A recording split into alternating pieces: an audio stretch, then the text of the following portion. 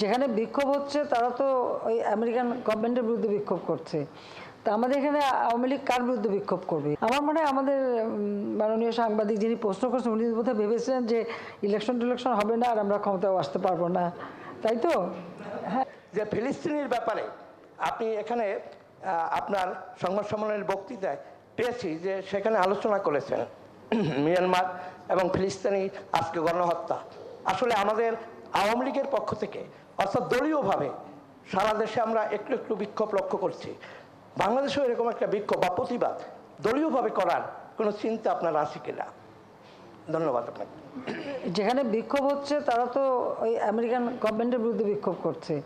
তা আমাদের এখানে আওয়ামী লীগ কার বিরুদ্ধে বিক্ষোভ করবে? আমরা আমাদের মতামত দিচ্ছি, আমরা প্যালেস্টাইনিদের সমর্থন দিচ্ছি। আমরা ইতিমধ্যে দুইবার প্যালেস্টাইনের লোক আমাদের শিশু, নারী এবং মানুষের জন্য আমরা কিছু সহযোগিতাও পাঠিয়েছি এবং আরও পাঠাবো সে প্রস্তুতি আমরা নিয়েছি।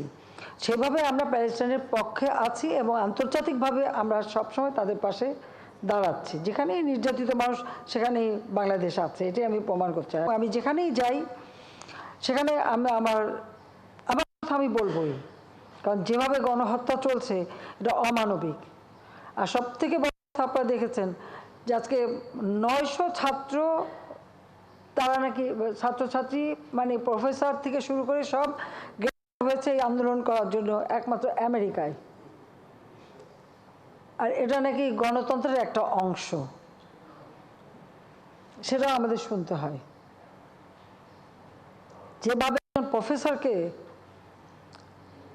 ডাবলে ধরে মাটিতে ফেলে গ্রেপ্তার করা হলো, হ্যান্ডকাপ পরানো হলো। 2001 সালে বিএনপি জামাত ক্ষমতা আসার পরপরই ঠিক যেভাবে আওয়ামী লীগের নেতা কর্মীর উপর বিএনপির সন্ত্রাসী বাহিনী এবং পুলিশ বাহিনী যেভাবে অত্যাচার করেছিল, সেই অত্যাচারের কথাটাই মনে করিয়ে দেয়। অবশ্য আবার তাদের কাছে আমাদের মানবাধিকারের কথাও শুনতে, সবক নিতে হয়।